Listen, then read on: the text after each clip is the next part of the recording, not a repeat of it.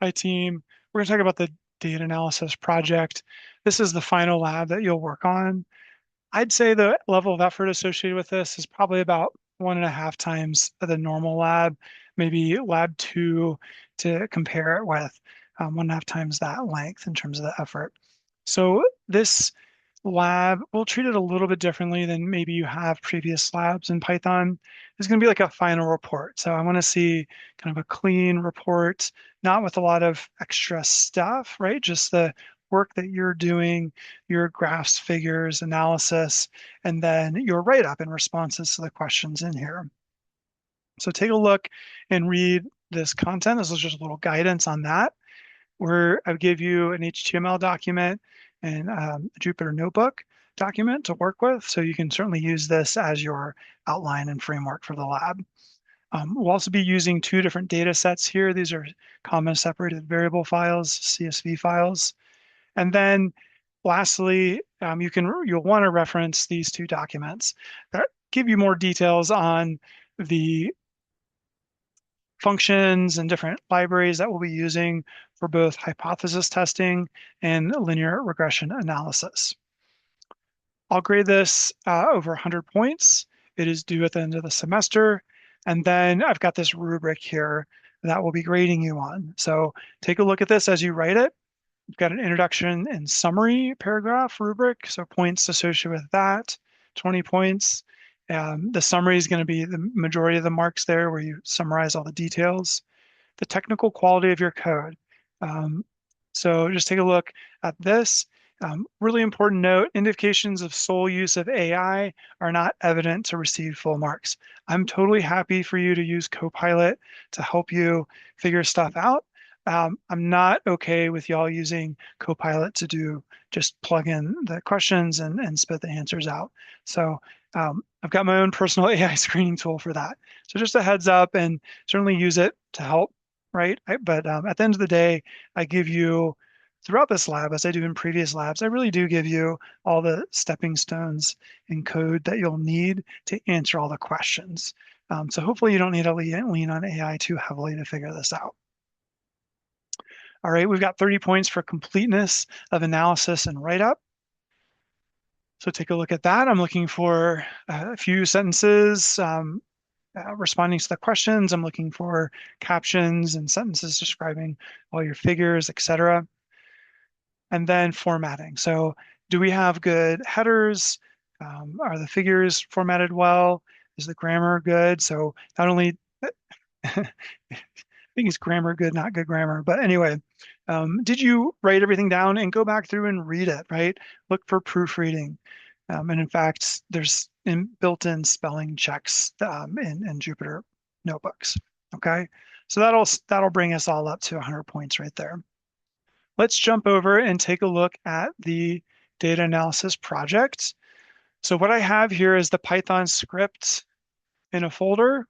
I'm actually working on the cloud here. So I just made a folder for this data analysis project. I've got my analysis script, and then I've got the two CSV files in the same folder. So that'll let me reference them when I want to pull them in. Now I'm going to go over the assignment itself. This assignment has three parts. First, we're going to evaluate the distribution of runoff in the Colorado River Basin. So let's just scroll down real quick and look at this.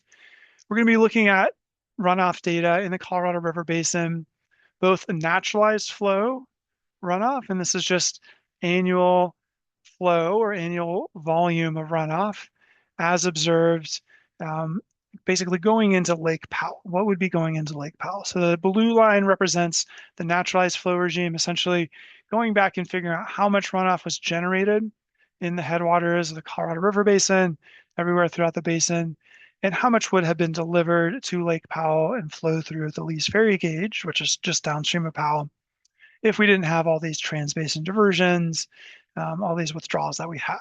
So there's the naturalized flow regime. And then we have the observed flow regime, that's in orange. And that is how much actually passed through the Lease Ferry Gauge downstream of Lake Powell. So I'm going to zoom back up here. Let's see. And I give you some more background on that. I'll let you read about it. And I've got some links to some papers about this gauge. So just take a look at that. I've got a question talking about the time series here. So for part one, we're going to evaluate the distributions of the flow. And so we're going to say, are they normal? Are they not normal? What do they look like? And we'll do some visualization and some testing of that. We're going to be using this Upper Colorado River Basin runoff CSV file. It's got water year, observed flow, and natural flow. So I give you this figure and you're going to look at it and do some descriptions. And we're going to talk about um, old historical data versus contemporary data and do some comparisons if we think they're different or not. Okay, so we'll do some summary statistics. We'll do some visualization of the histograms of the data. We'll assess if they're normal or not. And this is something that we'll cover in week 13. Part two, we're going to compare means. So that's something that we're learning in week 12.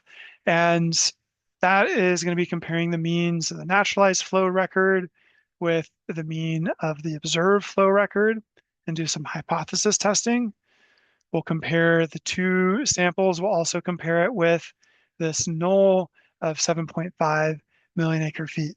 That is how much water needs to be delivered on average over 20 years from the upper basin to the lower basin. So you'll do some analysis there and there's basically different types of means that we're going to calculate here. And you'll have a summary summarizing your findings of section 2. So this one actually be pretty straightforward. We're just doing some different hypothesis testing. Part 3 is linear regression. I'm not going to get into the details of this right now because we're going to learn this later in a couple weeks. But for now, just know that we're going to be performing linear regression with different parts of the data set, and we're going to be using a different data set here. This is Upper Colorado River Basin precipitation and flow. And so it's got 3 columns of years. This is the average precipitation that is estimated over the entire Upper Colorado River Basin. And then this is the naturalized flow generated from that precipitation. We're going to be using a paper here, actually a couple papers that talk about this and what this data set is and how it could be changing. And so just to show you here, oh, I guess I don't have any plots. We're doing a linear regression between, coming back up here, the inputs of precipitation and the outputs of flow. And we're seeing how that relationship changes, if it changes between kind of the entire period of record and the last 20 or so years. All right, so we've talked about the assignment. The interim deliverable here, I just have you in a few weeks, or actually a couple weeks now, going to need to be turning in a draft for just parts 1 and 2, the first 2 parts. So for full points, I want to see that for parts 1 and 2, you've started. You've basically got over half the report complete. The quality looks pretty good, and that you're on track to produce a high quality report. All right. So this is really just a high, medium, low kind of thing. If you really haven't started much and we really don't have a lot going, then you're going to get minimal points. You'll get full points if I see that you've got a good start here. All right. So please review our course syllabus for generative AI. All right. And understand what I'm expecting there. I'm happy to talk with you as well if you have questions about my expectations related to using AI for coding.